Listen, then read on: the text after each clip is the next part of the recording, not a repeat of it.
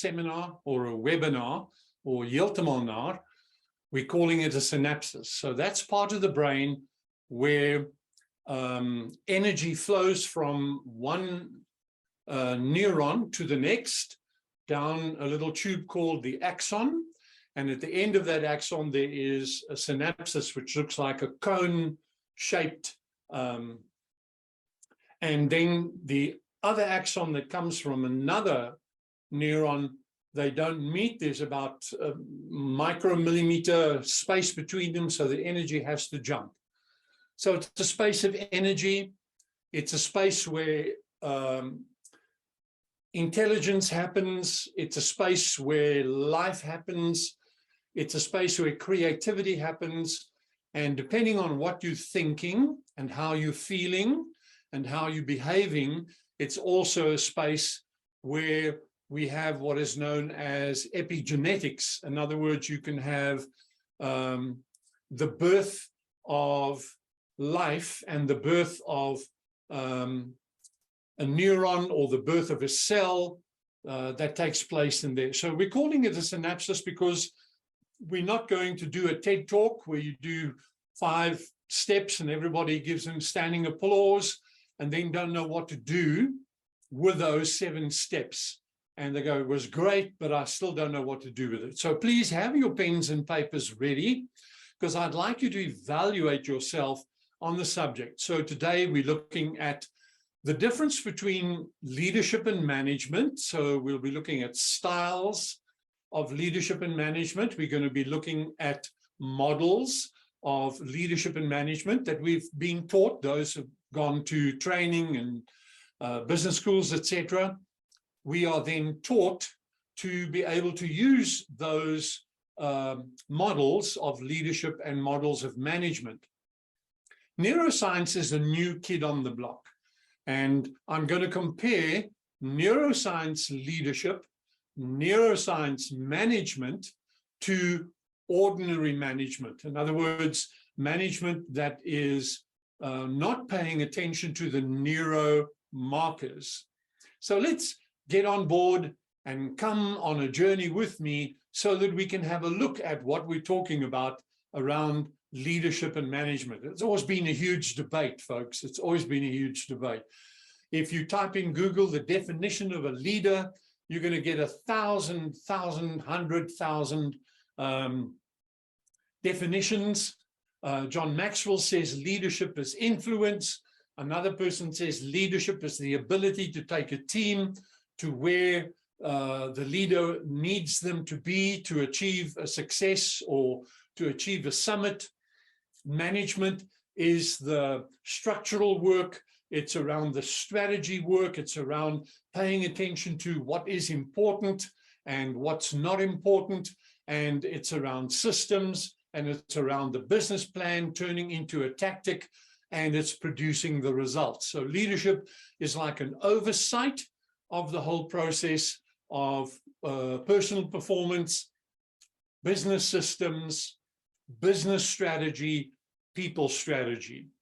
When we look at what is leadership and management versus neuroscience and management, we come to the conclusion, and I was involved in a project with a then Southern Life Insurance Company that was way back. Archaeologists recently discovered their head office. And we had about 1,400 people that the CEO said, please, we'd like you to interview everybody that's on from supervisory up to high-level management and leadership. And we want to discover what's the difference between leaders and managers. So at that time, I was paying attention to not only neuroscience, but I was paying attention to the brain intelligences. And we had a team. We put them on a psychometric 16 PF test so that we could have psychometrics on the one hand. And then we moved into interviewing every one of them. And we walked into the organization and we asked one simple question. Could you please take us to people that you believe are leadership? They are a leader, they're not a manager. Well, out of the 1,400 something respondents that we had, we were taken to around about 600 and something of the people that they said the rest are management, and we can definitely tell you that they are managers, but the 600 are definitely doing things a little bit differently around here. We interviewed each of them and we went into their story. So it's always about a story because every leader has a story. So when we pay attention to having a story, we're paying attention to the reality of unpacking that story, because we discovered in the process that leaders have to be born first before they are formed. So you cannot have a leader that hasn't been born. So that has solved that little problem that everybody is asking, can a leader be born or are they formed? And the answer is yes to both of them, but you can't be formed if you're not born. Obvious, what can I say? When we paid attention to the management, so we went to the balance, the interviews came up that they either applied the management model called PLOC, which is plan, lead, organize, and control. And that's what they were busy with. So they were busy with planning. They were planning performance rather than people. They were planning around outcomes and results and weren't too sure as to how they were achieving them, because it was like almost like management by surprise by about 80%. Of the people that were profiled. The managers were paying attention to plan, lead, organize, and control. Control was the big one, but in reality, we know that that is now a Jurassic Park term, PLOC, plan, lead, organize, and control. The new term that we discovered on our process was the term POEM. So we found that managers needed to do this, not that they were doing it, but we discovered this acronym, which was linked to our neuroscience style and our neuroscience neuromarkers of what we believe managers need to be paying attention to. So POEM or POEM. And I'd like you please just to rate yourself in general, 0 to 5. 5 means you're absolutely brilliant and you can write a book, you can present a podcast, and you are the shining star.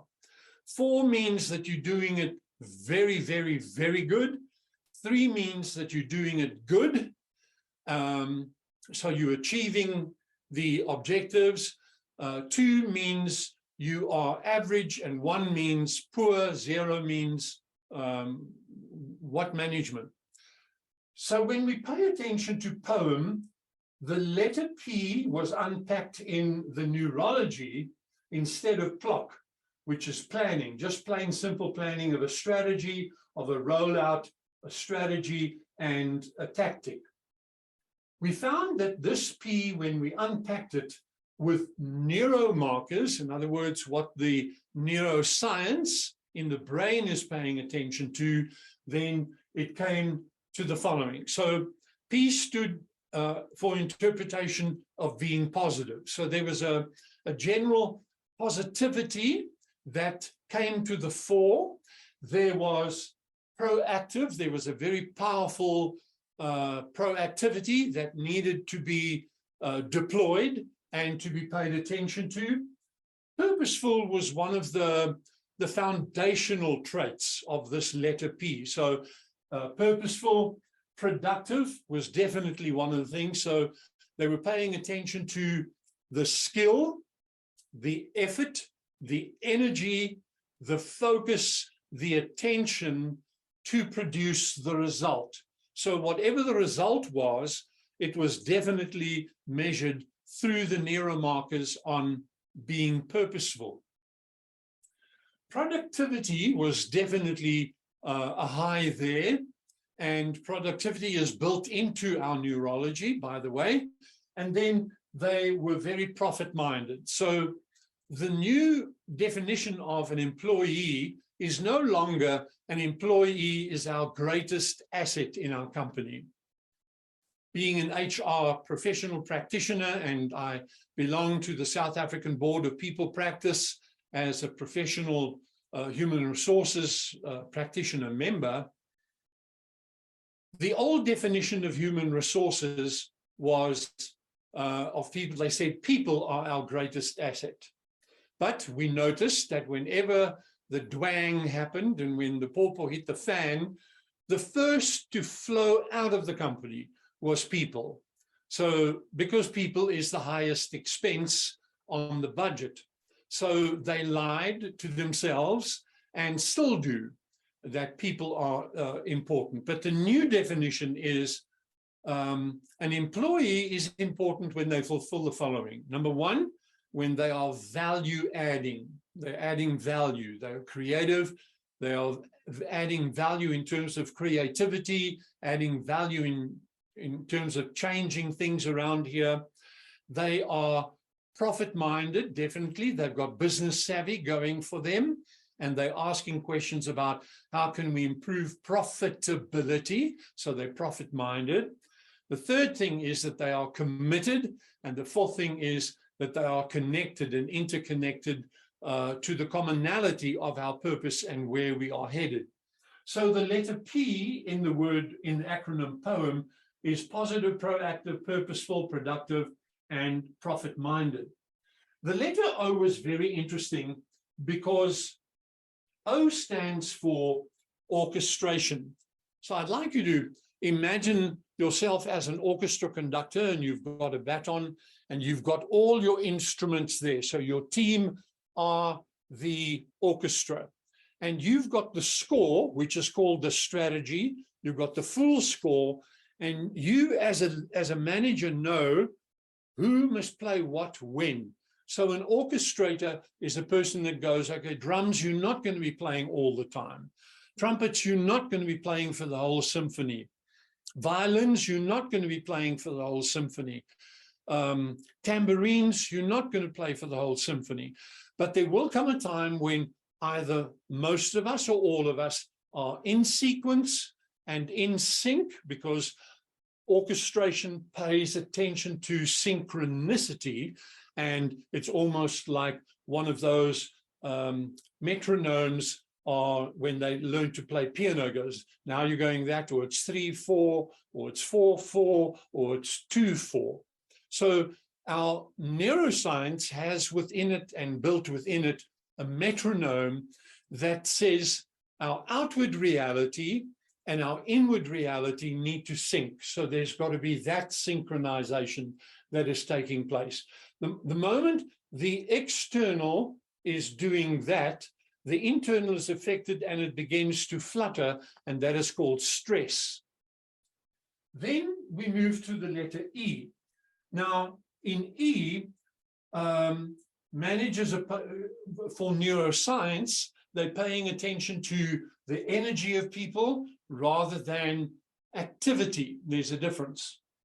Old manager style pays attention to activity. New manager styles pays attention to energy and passion. They pay attention to enthusiasm, and they pay attention to the execution of results.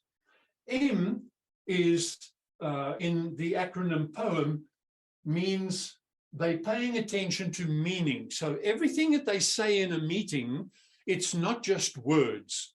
They describe their words. Guys, we need to get things done. What does that mean?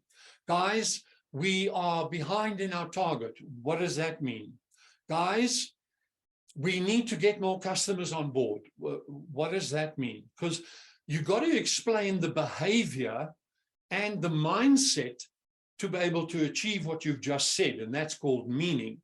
So in neuroscience, a manager that is aware of neuroscience realizes that the brain doesn't understand a sentence or a word without meaning to it. I want to be happy one day. The brain goes, wonderful. I also want you to be happy, but could you please describe to me what does happy look like? What does happy feel like? What does happy think like? And what does happy behave like?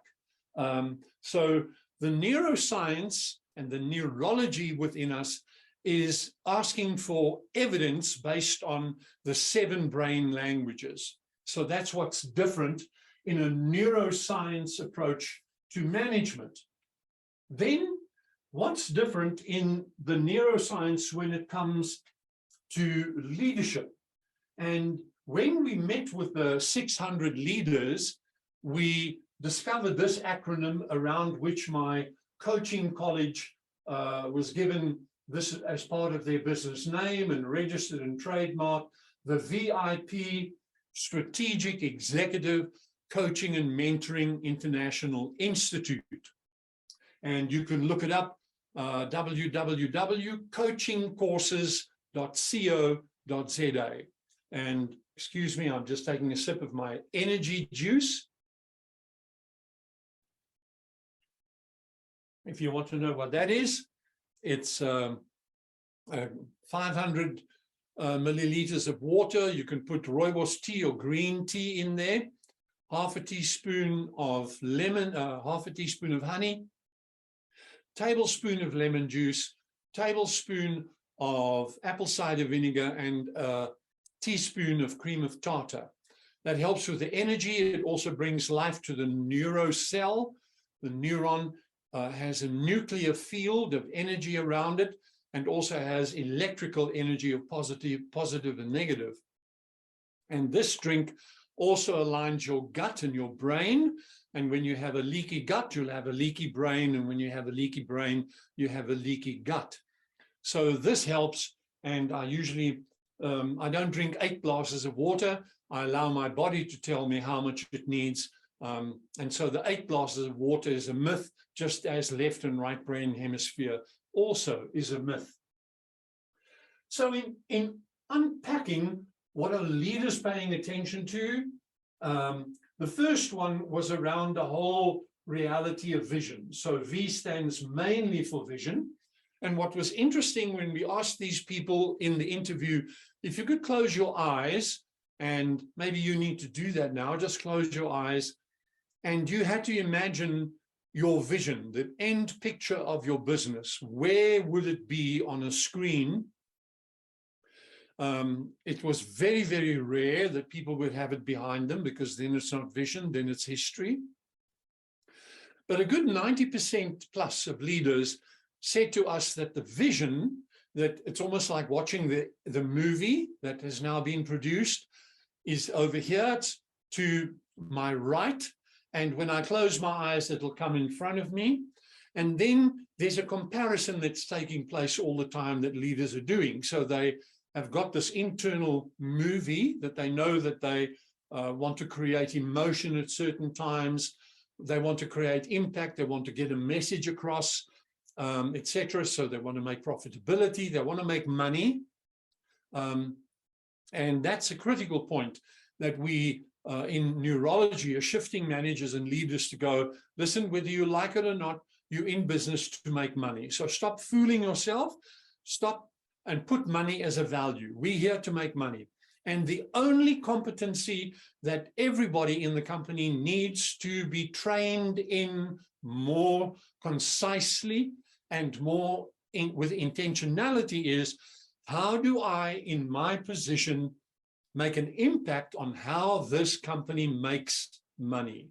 So if you've got a team of people in your business and they don't know how your company makes money, they don't know why they need to make money, you have a mismatch. And then you're going, no, only the sales team are responsible for making money. It's not true. Everybody in your organization needs to know how to make money. Even your board and even your stakeholders need to know when they say, no, no, no, we want 15% more, the normal capitalistic approach.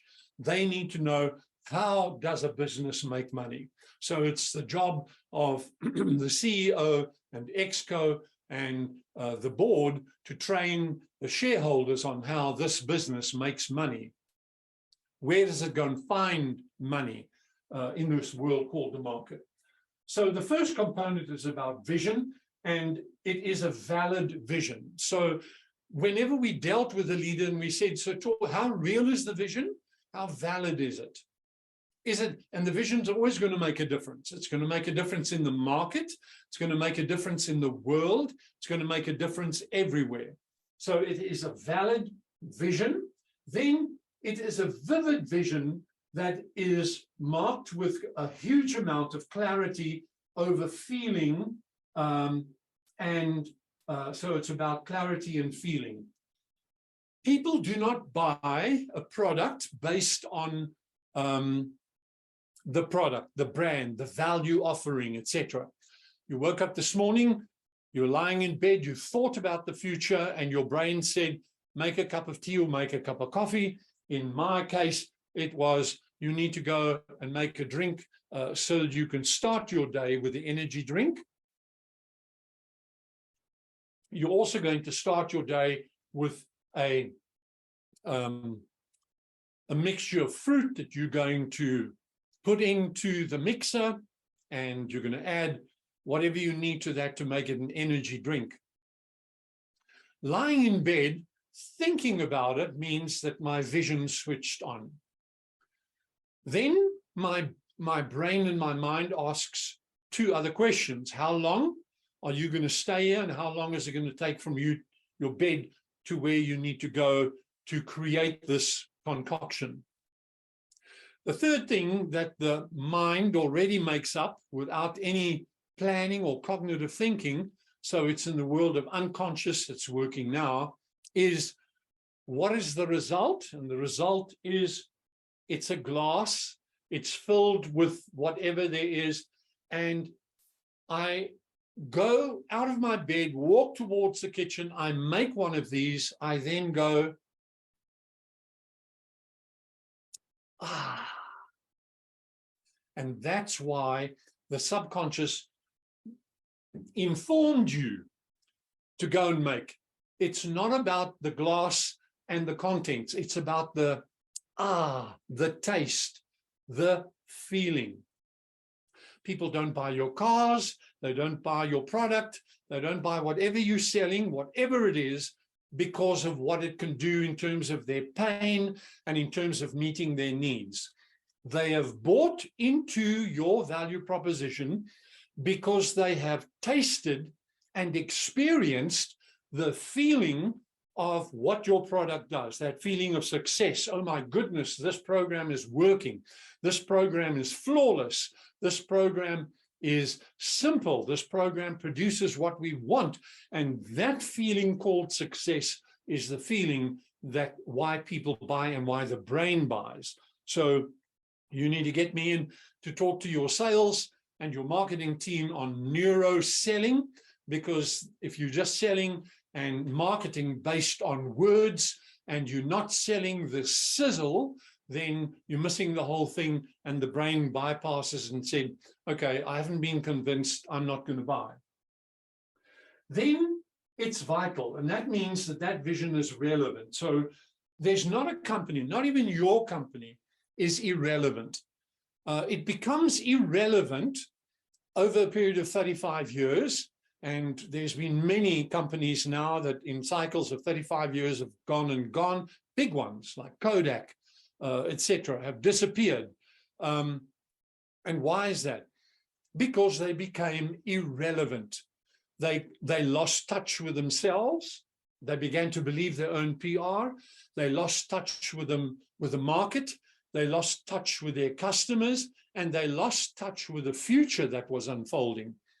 So Kodak had already discovered that there's going to be digital, and they had plans for it, but somebody said it's not that important. And you need to get rid of people that say that's not important, and you need to get rid of people in your company that says the future is not important. You need to, or either that or don't listen to them if you want to keep them.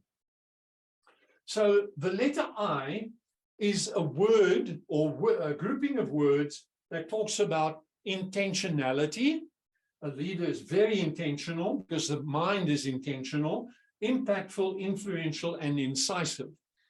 The neurology itself has got all of those components built into it. So we're not talking about character, and we're not talking about personality, and not talking about ego. This is beyond ego. This is in the level of the subconscious mind, in the level of neurology. Then P stands for, where that was positive, productive. For the leader, it's about passionate energy, also about purpose, but a higher level of purpose. This is for the purpose of the product and the value proposition. This is the purpose for the continuation of the company, the longevity of the organization. Some leaders would even dare to call it their legacy. They're going on the long run. Then there is the path or the way, because the brain says, if you've got a purpose, then tell me what's the way, what's the road that you need to travel that is like less traveled. And then profitability is definitely a reality, and productive and effectiveness is an extreme urgency that is within the neurology. It's already going, I've been programmed. Your brain and your conscious mind have already been programmed. No matter who you are, you can be the richest man on the earth, the poorest woman on the earth, both will have all of these criteria already built into their neurology. It's what they do with it and how they interpret their circumstances, etc. Here on this slide, we look at 3 circles, and the 3 circles is about leadership and management, and the other one is about the team. This middle section here is the sweet spot, which I want to call the flywheel. And I'd like to encourage you to rate yourself and your team in terms of how effectively do you do that. Remember, 5 is I can write a book, it's brilliant, and 1 and 0 doesn't exist. 2 means it's average, 3 means it's good. Now, when we pay attention to this team, and you can email me, and if Carl can just type in my email in the chat box, the email is bill.price@me.com. And if you send me an email now, I will be able to send you a questionnaire that will be about world-class teamness. How can you measure your characteristics of your team? And then we will be able to have a one-on-one with you, and that's free of charge. And we'll look at the power of your team, because the team is what creates this flywheel. So the flywheel is all activities that help to create profit and productivity, everything that is synchronized in this wheel, this flywheel. Every activity in your company, from the person who picks up the phone and says, hello, this is XYZ, to the person who's finished servicing the vehicle and going, goodbye, I hope you have a great, safe journey. And all of these activities need to be moving toward the commonality of the strategy and the solution of the company, and need to be interconnected with each other. If you have disconnection in any department, in any division in your organization, in anybody's mind, in terms of activities, you immediately have disarray, and you've got scattered thinking, and you've got stuff that is taking place that should not be there. When we look at working with our team, and both leaders and managers are not going to be anything without this team. So whenever you see a tortoise balanced high on the top of a telephone pole, you can only come to one conclusion as you are in awe and amazement of this phenomena. And you can only come to one conclusion, and that is that it never got there by itself. So whether you're a leader or a manager, you need a team. And the interesting thing about it, 80% of people everywhere in any one of these circles, when they resign, they do not resign a company. They resign from the person who is leading or managing them. So they resign not a company, they resign a manager or a leader or a supervisor, and the way that they are being led. So working with a team, both management and leadership are paying attention to the activities of this team, but To pay attention to a successful team, here's a few things that I'd like you to rate yourself on. Number one, do I know my team? Do you know John is married? Do you know his birthday's in September? Do you know he's got a child with dyslexia? Do you know his mother-in-law has got cancer? Do you know his wife's dog died? Do you know he's passionate about painting? And his other hobby is photography. Do you know that? Do you know that he is involved with your team? Do you know that he is passionate about selling? Do you know that he has got some ideas that can improve the way that we do things around here in the company and possibly impact on our bottom lines by 10 to 15%? Do you know that? Have you asked them that?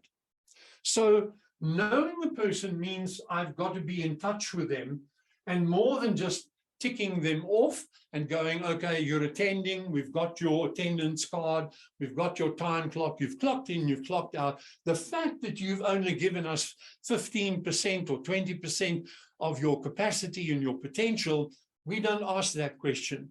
We just want you to look busy, be busy, and that's why managers didn't like the hybrid time, because they couldn't micromanage, they couldn't pay attention to. Then, in terms of clarity, are you clear in terms of what does it mean to be effective? But you need to have very clearly defined in your mind as a manager and a leader, what does good at look like?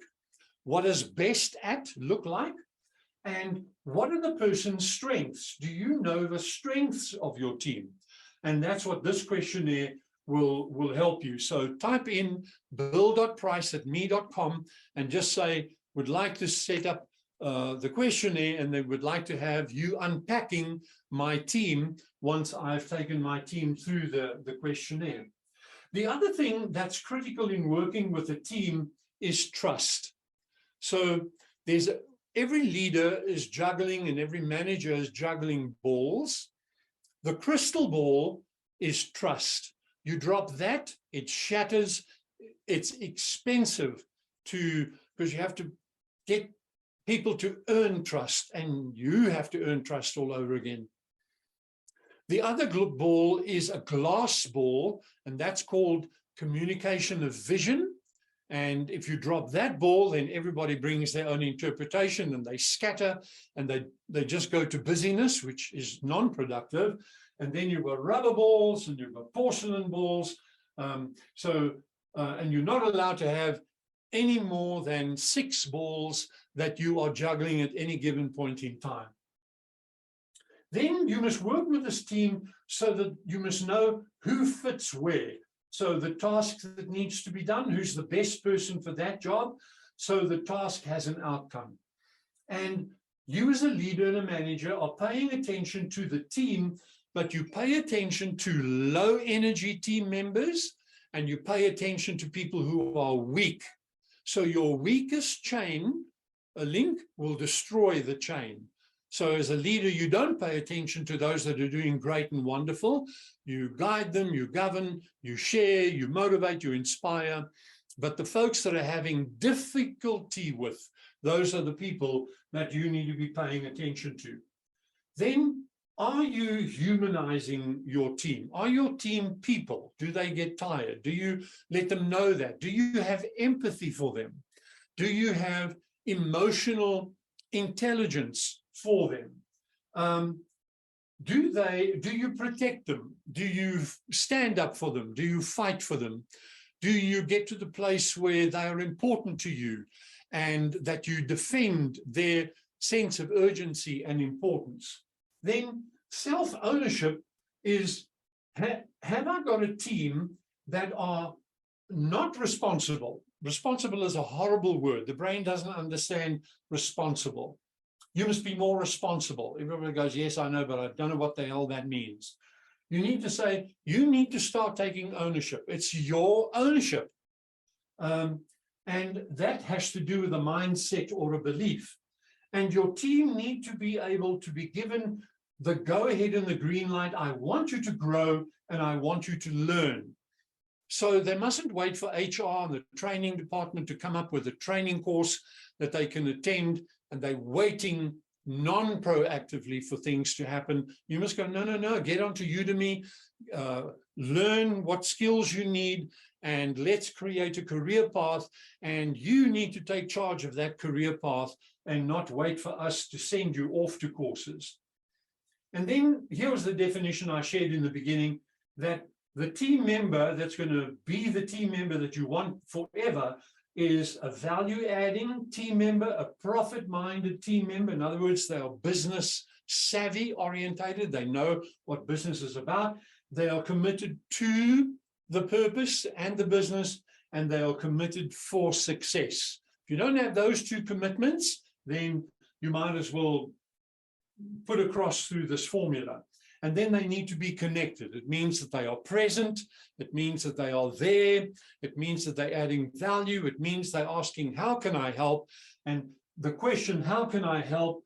I'll do this and I'll do that, is a sign, a behavioral sign that tells you that this formula, but we will go through this information with you and not only just share the information, but we'll share the behaviors that you need to look for in a world-class team. And these are some of the things that we'll be paying attention to with you. So now we look at style and theory, both in leadership and management.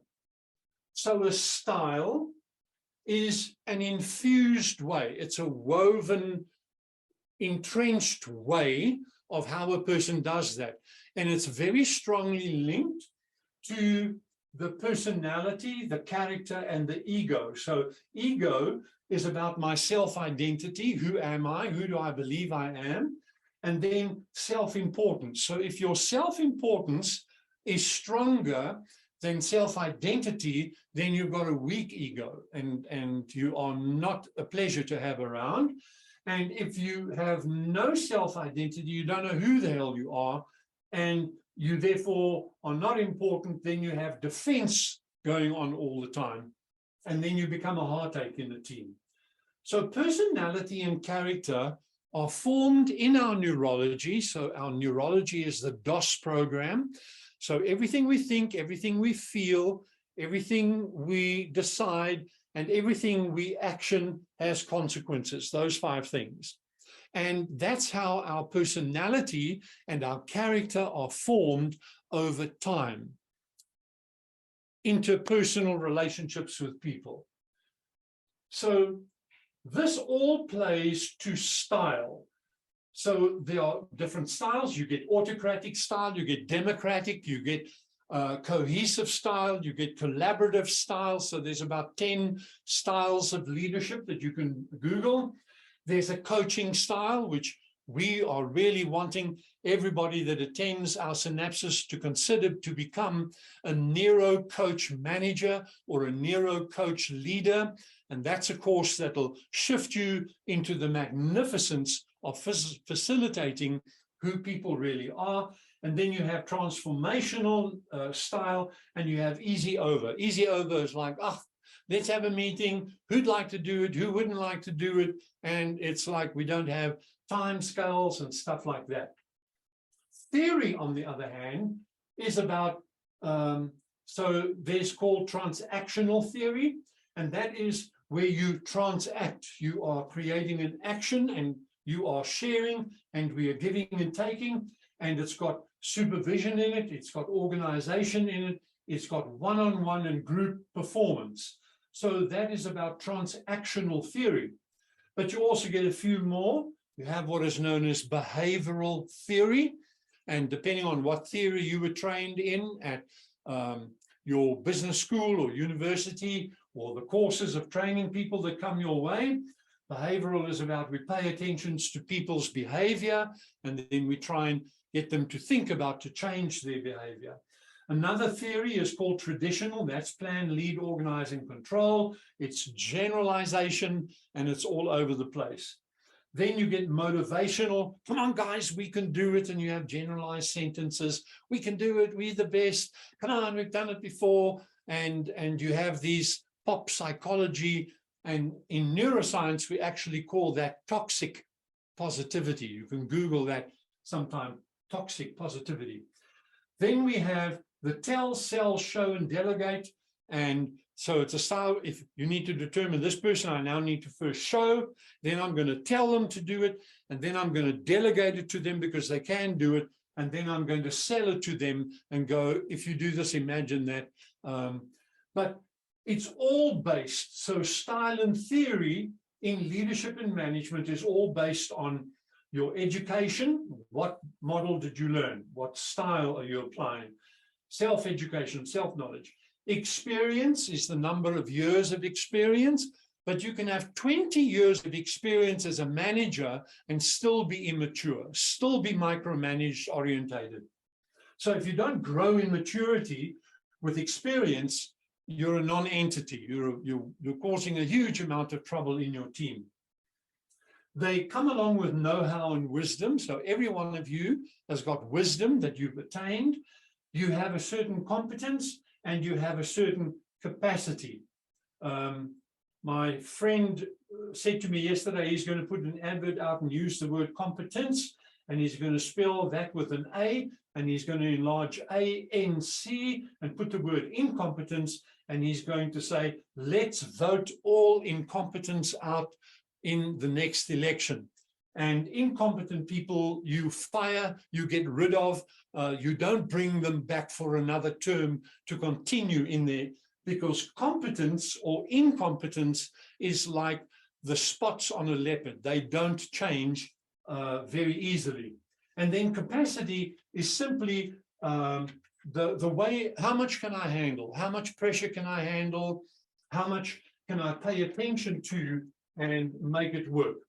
So when we're looking at the neuroscience style of leadership, the first thing is, what's different to neuroscience leading and management? You are consciously aware, you are centered, you're paying attention to the past, the now, and the future.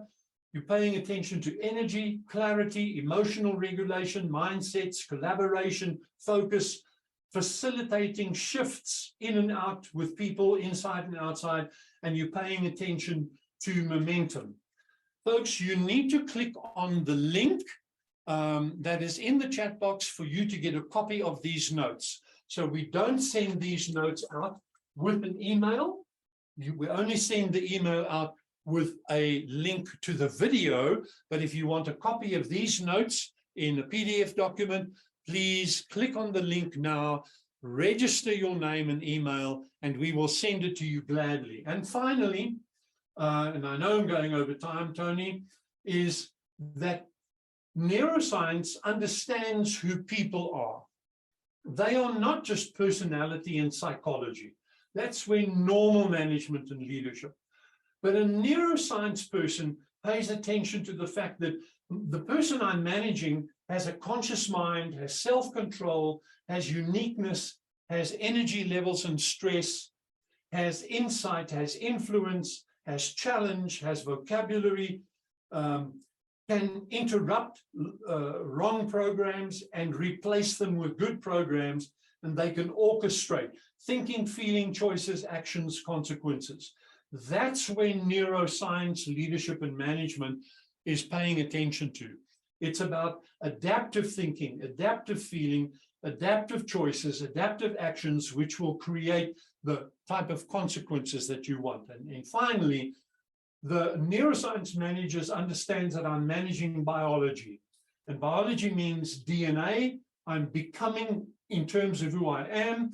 I manage wellness. I manage thinking, the thinking filters, the levels of thinking. I manage the logical levels of thinking. I manage the brain languages with which we interpret. I manage intelligences, and I manage cognitive biases. So becoming a neuroscience manager and leader shifts you from personality to shifting you into the DOS program of who people really are. And the people that you're managing are neuro, psycho, spiritual living biology. That is the definition in neuroscience of what is man and what is woman. Thank you for the privilege of sharing.